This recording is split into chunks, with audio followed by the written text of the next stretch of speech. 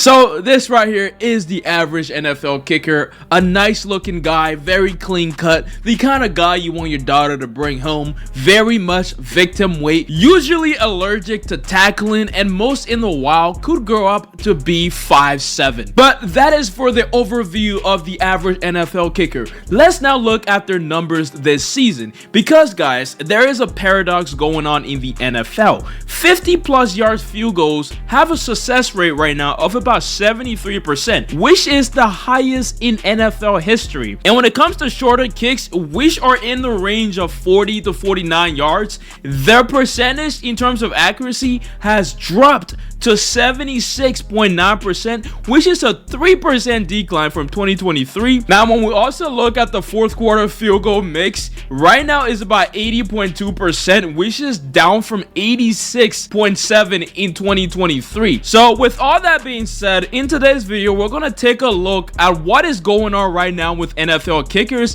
because as an NFL fan who watched the game every Sunday, I haven't seen these many misses from kickers, especially kickers who are known to be very accurate. And today I want to dig into why this is happening and give you guys some statistics to show that it's not just the kicker, the league is actually changing to make these kicks harder and harder. And does that actually make football better for us or worse? So stick around for all of that and more.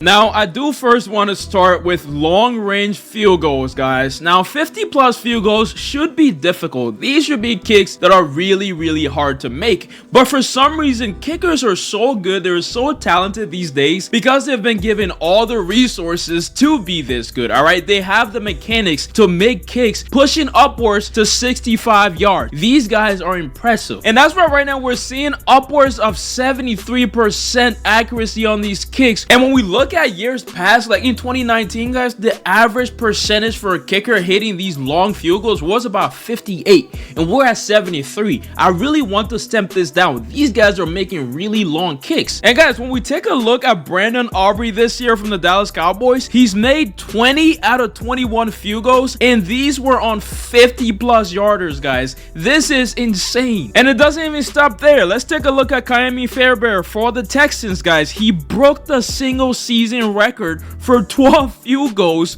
with 50 plus yards. This is something that is happening in the NFL currently and is a big deal. People are talking about changing the post and everything. These long field goals are deciding games week in, week out. But with the good obviously comes the bad, because as much as these long field goals are going in, we're seeing an increase in missed short field goals. The crazy part of all of this is that these short field goals usually are the ones that are deciding games. Tucker's got a hook. This time wide right.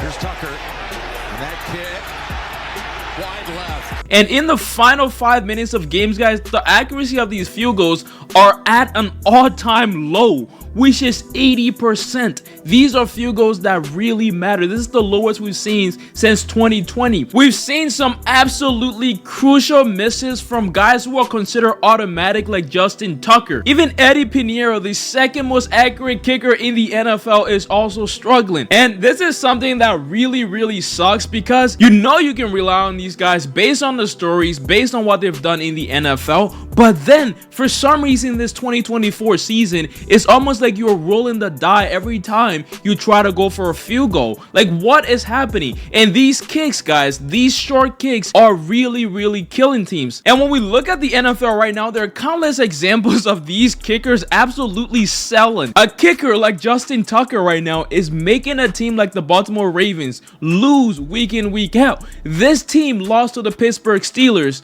because of Justin Tucker, and they just lost to the Philadelphia Eagles because of Justin Tucker. And I love it. These kickers, they know how to take responsibility. I miss the kicks, and I'll leave it at that. I just left the points out there. I feel like I cost us this one. This also might seem like a crazy stat, but Justin Tucker this season, the most accurate kicker who started the year with a 92% accuracy, is right now at a 76%. That is how insane this is. This guy has missed about 10 kicks this season. that is not reliable. Countless other kickers are struggling, especially when their kicks are being blocked, which is something that we're going to talk about and how it's affecting these kickers. The Bears kicker lost them a game against the Packers in week 11 because his field goal got blocked. We got Evan McPherson. He missed 2 field goals in the fourth quarter, and the Bengals ended up losing that game, people. These are important points off the table. We look at Younghoe Koo with the Falcons. He missed a field goal. He actually missed 3 field goals, and the Falcons lost that game. And guess what? They lost it by 3 points. And I'm even going to talk about the Broncos and Chiefs games. I don't want to put Mahomo in this conversation. So that is all for context. That is all to get you guys to understand the situation that we find ourselves in.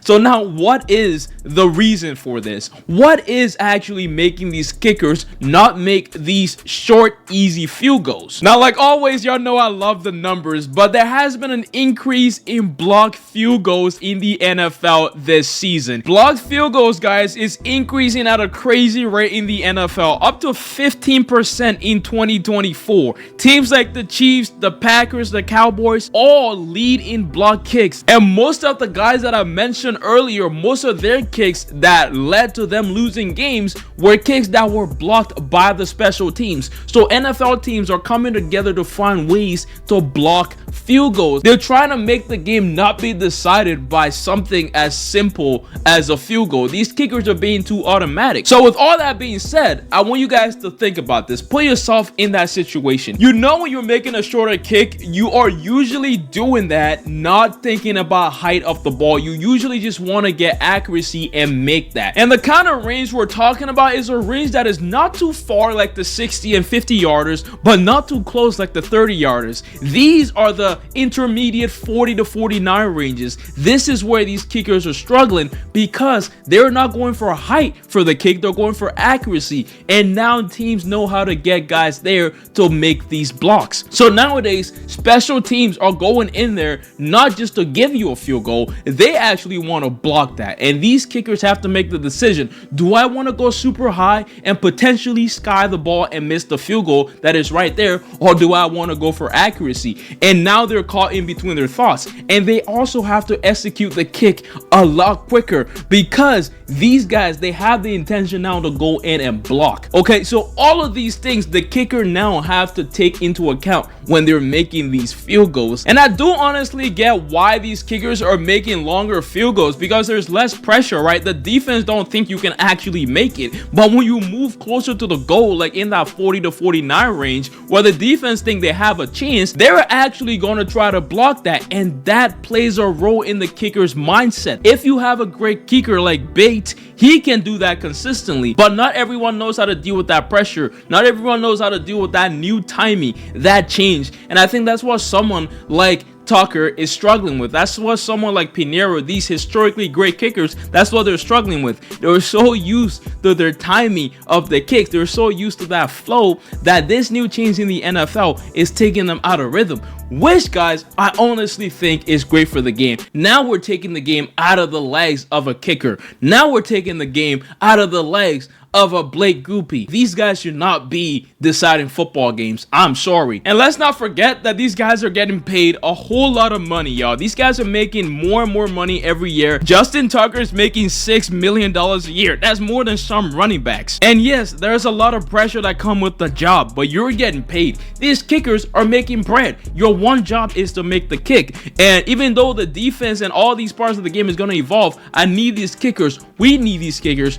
to evolve. We can't have Justin Tucker losing major games for a team that is always in playoff contention like the Baltimore Ravens. We can't have Eddie Pinheiro, bro. We are already a struggling Panthers team. You cannot be missing field goals for us. All these kickers got to get it together, and we already know their problem like I've outlined. So if you guys are tired of these kickers and want to learn more about quarterback, I have a video about the Green Bay Packers system. I have a video about the Chicago Bears quarterback cycle. I have a lot of other videos ranking cornerbacks, all of these on this channel. Please do me a favor, go out there, watch these videos. Very entertaining, maybe even better than this one. Thank you for watching. Peace out. Bye bye.